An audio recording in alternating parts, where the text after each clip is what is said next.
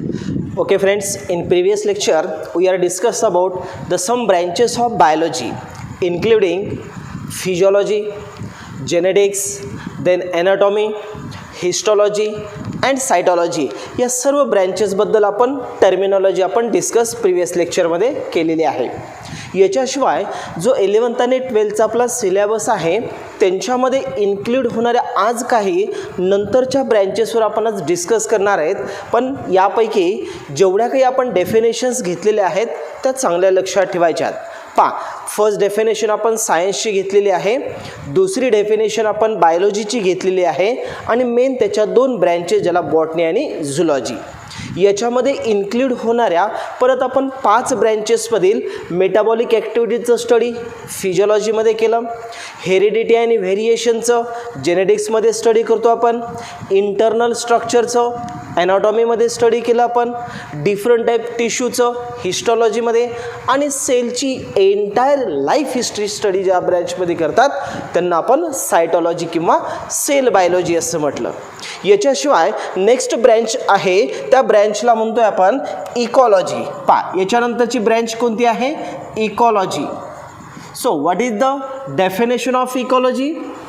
Ecology is the branch of biology which deals with the study of interrelationship between the organism and their surrounding environment. अतिशय simple definition आहे. Ecology कुणाची branch आहे? Ecology is the branch of biology which deals with the study of inter relationship between the organism and their surrounding environment is known as the ecology. Simple सरळ अर्थ, कोणताही living organism. पहिला आपण living organism कुणासाठी शब्द वापरतो आपण? Plants असतील किंवा ॲनिमल्स किंवा मायक्रो ऑर्गॅनिझम. हे जे लिव्हिंग ऑर्गॅनिझम आहेत ज्या प्लेसमध्ये आहेत आणि ज्यांच्या सराउंडिंगला जे एन्व्हायरमेंट आहे त्या दोघांमधलं इंटर रिलेशनशिपचं जेव्हा आपण स्टडी करतात त्यावेळेस त्याला काय म्हणतो आपण? इकॉलॉजी. किती सिंपल अर्थ आहे पहा. Different types of living organism they are live in a different places. म्हणजे प्रत्येकाचं हॅबिटॅट वेगळं असतं. म्हणजे वेगवेगळ्या रिजनमधलं वेगवेगळं क्लायमॅटिक कंडिशन आहे आणि त्या क्लायमॅटिक कंडिशनला ॲडॉप्ट करणारा स्पेसिफिक टाईपचा ऑर्गॅनिझम असतो. उदाहरणार्थ सांगायचं झालं, डेझर्टमध्ये पाहिलं तर टेम्परेचर जास्त असतं, वॉटर लॉईंग कंडिशन कमी असतात आणि त्यानुसार तिथं ऑर्गॅनिझम त्याचं ते क्लायमॅटिक कंडिशन ॲडॉप्ट करतात. म्हणजे कोणत्याही हॅबिटॅटमध्ये कोणत्याही लोकॅलिटीमध्ये जो ऑर्गॅनिझम सर्वाईव्ह होतो आणि तो त्यांच्या सराउंडिंग एन्व्हायरमेंटसोबत इंटरॅक्ट करतो तेव्हा ज्या ब्रँचचं स्टडी केलं जातं त्या ब्रँचला काय म्हणतो आपण? इकॉलॉजी. मग काय म्हटलं आपण डेफिनेशनमध्ये? Ecology is the branch of biology which deals with the study of interrelation. मग इंटर रिलेशनशिप असेल तर दोन शब्द आपल्या लक्षात ठेवायचे आहेत. कुणाच्या दोघांमध्ये इंटर रिलेशनशिप आहे? एक ऑर्गॅनिझम आणि दुसरं त्याच्या सराउंडिंगचं एन्व्हायरमेंट. याचं स्टडी ज्या ब्रँचमध्ये केलं जातं त्या ब्रँचला काय म्हटलं मी? इकॉलॉजी. नीटच्या दृष्टिकोनानं इकॉलॉजी हा खूप महत्त्वाचा आणि इंटरेस्टिंग पॉईंट आहे. कारण नियर अबाउट दर नीटच्या एक्झामला जर तुम्ही पाहत असाल तर 9 ते 10 MCQs या इकॉलॉजीवर विचारले जातात आणि या इकॉलॉजीमध्ये आपल्याला 4 टॉपिक नीटसाठी 12th स्टँडर्ड आहेत 10व्या युनिटमध्ये. तो आपण त्यावेळेस डिटेलमध्ये पाहणार आहेत. पण इथं फक्त एवढा शब्द लक्षात ठेवायचा आहे, कोणत्याही लिव्हिंग ऑर्गॅनिझमचं इंटर रिलेशन त्याच्या सराउंडिंग एन्व्हायरमेंट जेव्हा आपण स्टडी करतात त्यावेळेस त्यांना काय म्हणतो आपण? इकॉलॉजी. ज्याचं स्ट्रक्चर अँड फंक्शनल युनिट म्हटलं तर इकोसिस्टीम असते. इकोसिस्टीममध्ये आपण डिफरंट टाईपचे लिव्हिंग ऑर्गॅनिझम, पॉप्युलेशन्स, कम्युनिटी या सर्वांना पुढे स्टडी करणार आहेत. तर इथं फक्त डेफिनेशन लक्षात ठेवा, एक ब्रँच इकॉलॉजी. याच्यानंतर नेक्स्ट ब्रँच आपल्याला पाहायचं आहे that is known as the embryology. Second branch कोणती म्हटलं मी? Embryology. So embryology first statement same. Embryology is the branch of biology which deals with the study of. कशाचं स्टडी करायचं? Organism. पण कोणतं organism? Starting from the fertilization of egg and development of embryo, that is known as the embryology. अतिशय शब्द जवळचा शब्द लक्षात ठेवा. सुरुवातीला इकॉलॉजीचे 2 शब्द कोणते लक्षात ठेवायचं? Inter relation between organism and surrounding environment. Surrounding कशाचं आपण इंटररिलेशनशिप पाहतो? एन्व्हायरमेंटचं. आणि एम्ब्रिओलॉजीमध्ये ज्यावेळेस आपण स्टडी करतात त्यावेळेस embryology is the branch of biology which deals with the study of organism. कुणाचं स्टडी करायचं आहे? ऑर्गॅनिझमचंच स्टडी करायचं आहे. पण ऑर्गॅनिझमचं स्टडी केव्हा करायचं? Starting from fertilization of egg and कुठपर्यंत? Up to the development of embryo development होण्यापर्यंत. म्हणजे fertilization of egg up to the development of embryo याचं ज्यावेळेस आपण स्टडी करतात त्यावेळेस त्या ब्रँचला काय म्हणतो आपण? That is known as the embryology. So embryology is the branch of biology which deals with the study of organism. ऑर्गॅनिझमचं स्टडी करायचं आहे. पण ऑर्गॅनिझम कुठून कुठपर्यंत स्टडी केला जातो? तर त्या ऑर्गॅनिझमचं फर्टिलायझेशन ऑफ एग कुणाला म्हणतो आपण? Egg is also non as the female gamete. Egg कुणाला म्हणतो आपण? Which is also non as the female gametes. So female gamete आपण पाहिलं असेल. रिप्रोडक्शन्स कुणाला म्हणतो आपण? the ability of organism which produce the new individual of the same kind is known as the reproduction. कोणत्याही सजीवापासून जेव्हा कंटिन्युटी ऑफ लाईफ मेंटेन होते त्यावेळेस त्या ऑर्गॅनिझममध्ये एक ॲबिलिटी असते की तो सेल्फ त्याच्यासारखा एक ऑर्गॅनिझम रिप्रोड्यूस करतो. त्या प्रोसेसला काय म्हणतो आपण? Reproduction. And that is the vital activities of all living organism. जसं लिव्हिंग ऑर्गॅनिझमला मेटाबॉलिझम आहे तसं लिव्हिंग ऑर्गॅनिझम असेल तर त्यांच्यामध्ये काय असतं? रिप्रोडक्शन. म्हणजेच ही जी लाईफ आहे, लाईफची जी रेस आहे किंवा लाईफची जी कंटिन्युटी आहे ती कंटिन्युटी मेंटेन करणारी जी प्रोसेस आहे त्या प्रोसेसला काय म्हणतो आपण? रिप्रोडक्शन. पुढे आपण याच्यामध्ये डिटेलमध्ये स्टडी करणार आहात की रिप्रोडक्शनमध्ये एसेक्च्युअल रिप्रोडक्शन असतं, सेक्च्युअल रिप्रोडक्शन आहे. पण तुम्हाला इथं शब्द काय लक्षात ठेवायचा आहे? Reproduction is the one of the process to maintain the continuity of life. मग रिप्रोडक्शन असेल तर त्यातलं सेक्च्युअल रिप्रोडक्शन लक्षात ठेवा, ज्यांच्यामध्ये कोणती प्रोसेस होते?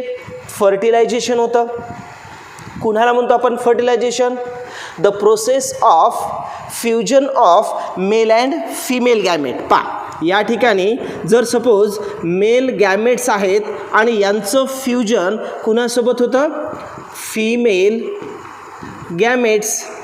So male gametes and female gamete. For example इथं हा मेल गॅमेट्स आहे, याचं फ्युजन या फिमेल गॅमेटसोबत झालं आणि हा जो पार्ट तयार होता या पार्टला काय म्हणतो आपण? Zygote. So male gametes fused with the female gametes that is known as the zygote and that process is known as the fertilization. What is the definition of fertilization? The process of fusion of male and female gamete. Gametes means sex cell.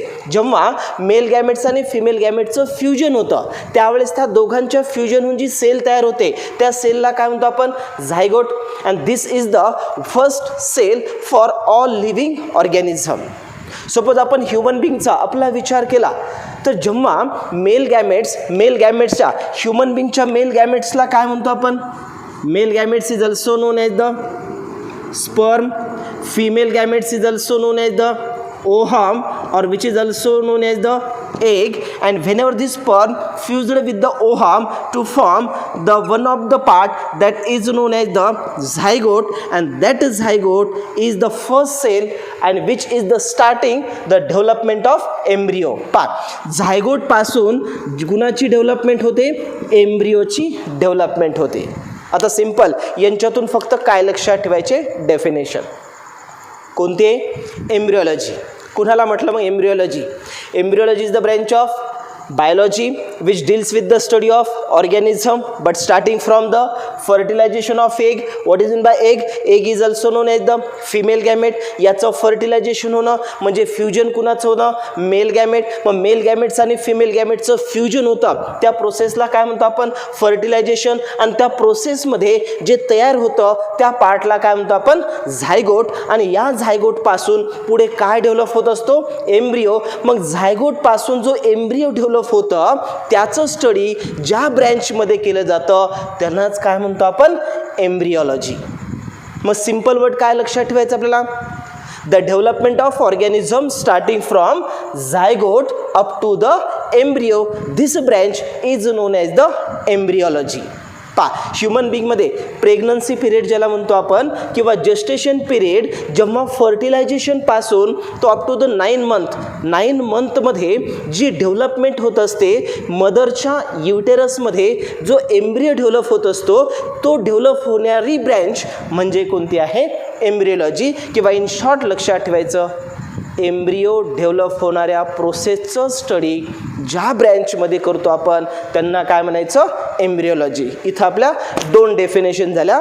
First, ecology, interrelationship between the organism and their surrounding environment is known as the ecology.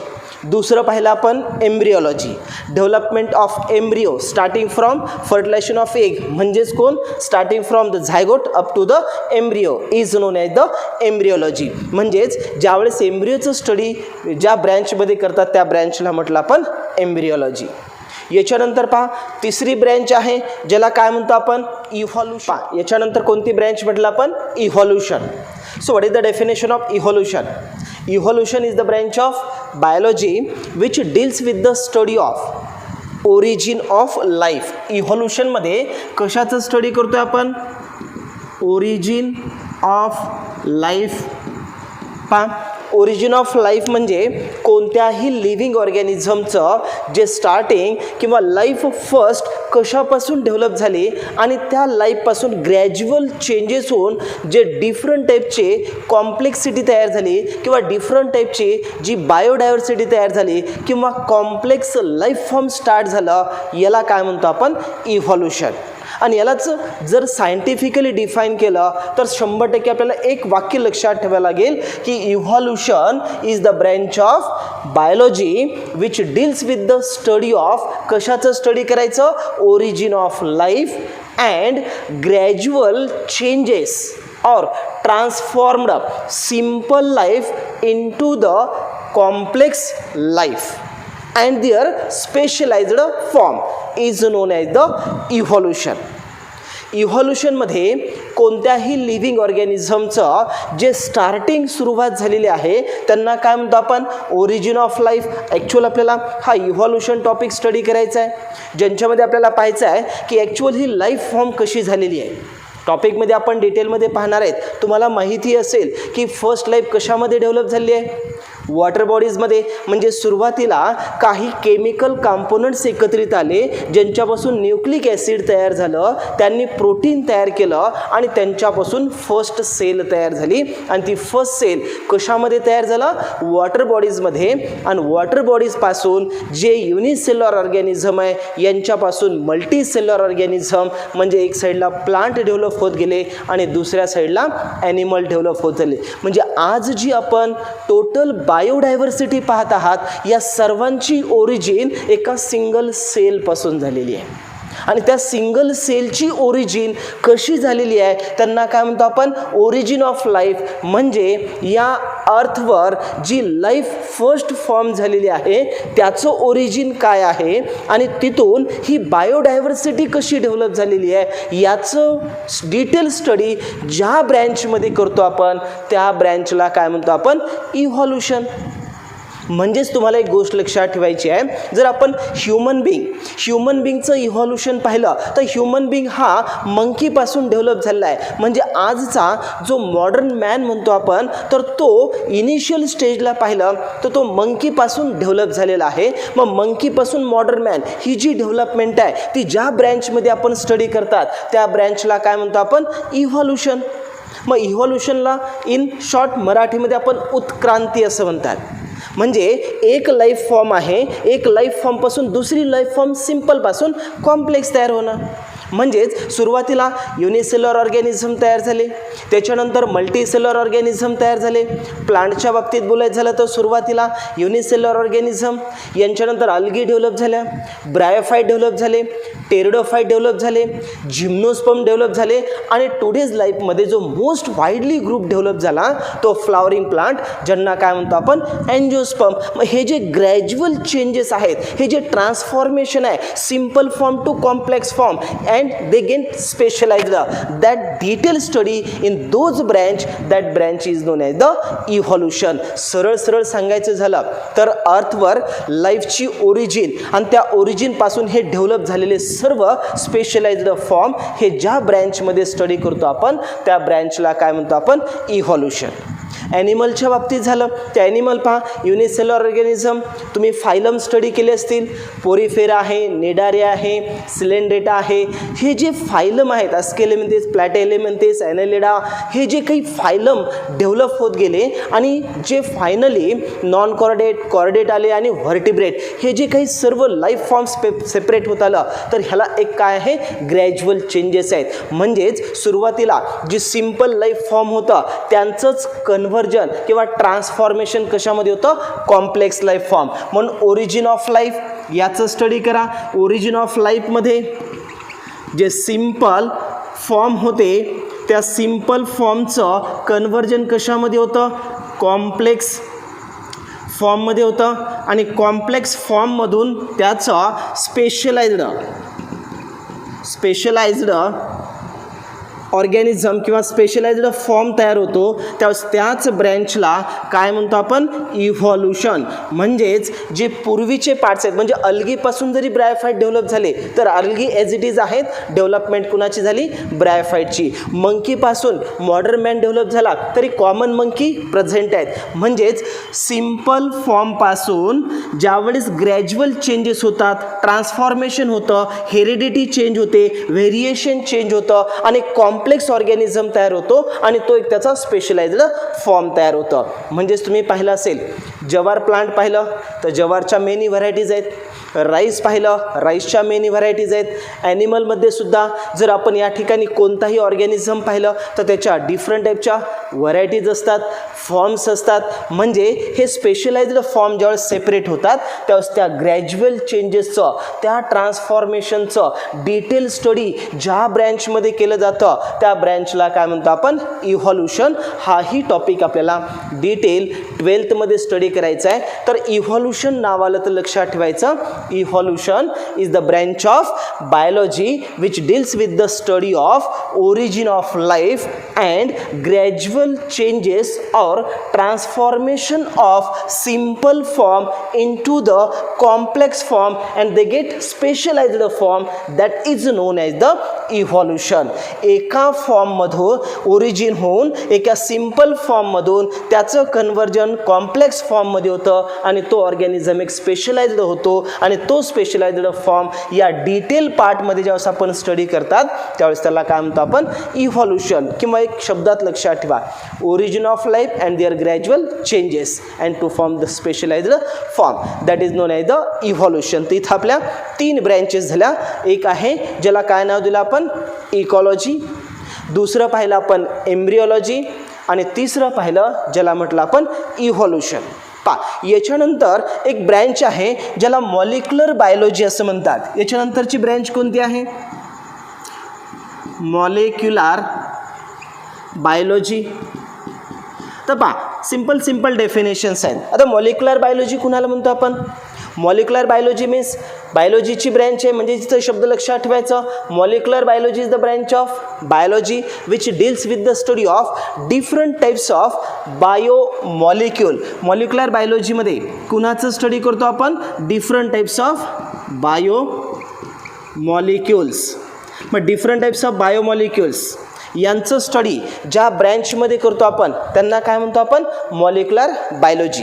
शब्दाचाच अर्थ आहे बायोलॉजीमध्ये कशाचं study करायचं मॉलिक्युलरचं. मग मॉलिक्युलरचं study करतात त्यावेळेस त्या ब्रँचला काय म्हटलं मॉलिक्युलर बायोलॉजी. जसं आपण सायटॉलॉजीचं दुसरं नाव सेल बायोलॉजी. मग सायटॉलॉजीचे डेफिनेशन्स काय It is the branch of biology which deals with the study of cell is known as the cytology, which is also known as the cell biology. Similar, the branch of biology which deals with the study of different types of biomolecules is known as the molecular biology.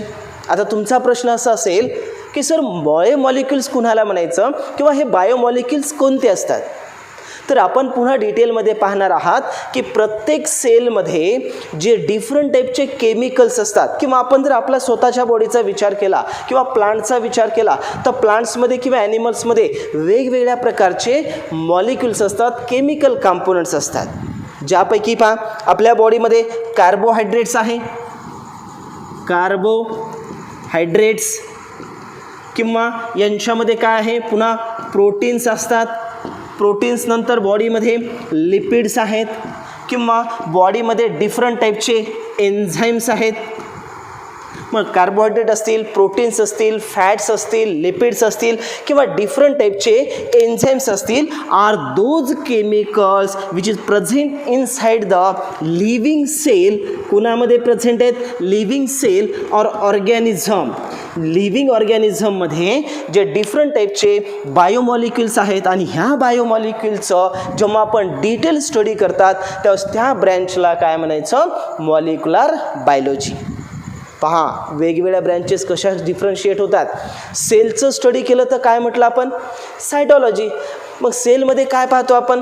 सेलचं structure, सेलचं त्या ठिकाणी division कसं आहे किंवा सेलची size, shape, form कसा आहे याबद्दल आपण सायटॉलॉजीमध्ये स्टडी करणार आणि त्यांच्यामध्ये कोणकोणत्या प्रकारचे मॉलिक्युल्स, केमिकल्स आहेत हे ज्यावेळेस पाहिलं तर त्याला मॉलिक्युलर बायोलॉजी असं म्हणतात. Simple form, what is the molecular biology? Molecular biology is the branch of biology which deals with the study of different types of biomolecule present inside the cell or organism. So this branch is known as the molecular biology. याच्यानंतर पहा microbiology, शब्दातच अर्थ आहे. याच्यानंतरची branch कोणती म्हटलं मी? Microbiology. So what is the microbiology? दोन शब्द आहेत पहा, micro and biology. Micro means small, ज्याला आपण मायक्रो ऑर्गॅनिझम असं म्हणतात. पहा microbiology is the branch of biology which deals with the study of micro organism. मायक्रोबायोलॉजीमध्ये फक्त कुणाचं स्टडी करतो आपण? Micro organisms. आपण पाहिलं मायक्रो ऑर्गॅनिझमचं स्टडी ज्या ब्रँचमध्ये करतो आपण त्या ब्रँचला काय म्हणतो आपण? मायक्रोबायोलॉजी. ज्यांच्यामधील मॅक्झिमम मोस्ट ऑफ द जे मायक्रो ऑर्गॅनिझम्स आहेत ज्यांना काय म्हणतो आपण? बॅक्टेरिया असतील किंवा व्हायरस असतील, हे जे मायक्रो ऑर्गॅनिझम आहेत यांचं स्टडी ज्या ब्रँचमध्ये केलं जातं त्या ब्रँचला काय म्हणायचं? मायक्रोबायोलॉजी. पहा डिफरंट टाईपचे बॅक्टेरिया, त्यांचे वेगवेगळे शेप्स असतात. कोकाय असेल, बॅसिलस असेल किंवा त्या ठिकाणी विब्रिओल असेल, स्पायरिलम असेल, जे वेगवेगळ्या टाईपचे बॅक्टेरिया आहेत किंवा वेगवेगळ्या प्रकारचे व्हायरस आहेत यांचं स्टडी ज्या ब्रँचमध्ये केलं जातं त्या ब्रँचला काय म्हणायचं? Microbiology. So microbiology is the branch of biology which deals with the study of only microorganism, for example bacteria and viruses. So these are the some branches of biology. जेवढे आपल्या सिलॅबसशी रिलेटेड आहेत त्या ब्रँचेसबद्दल आपण डिस्कस केलेलं आहे. तुम्हाला फक्त याची टर्मिनॉलॉजी लक्षात ठेवायची, ओनली डेफिनेशन लक्षात ठेवायची आहे. बाकी त्यातले कोणतेही पार्ट लक्षात ठेवायची गरज नाही आहे, फक्त डेफिनेशन. एवढे जरी पार्ट लक्षात आलं तर त्यांना आपण पुढे डिटेलमध्ये स्टडी करणार आहात.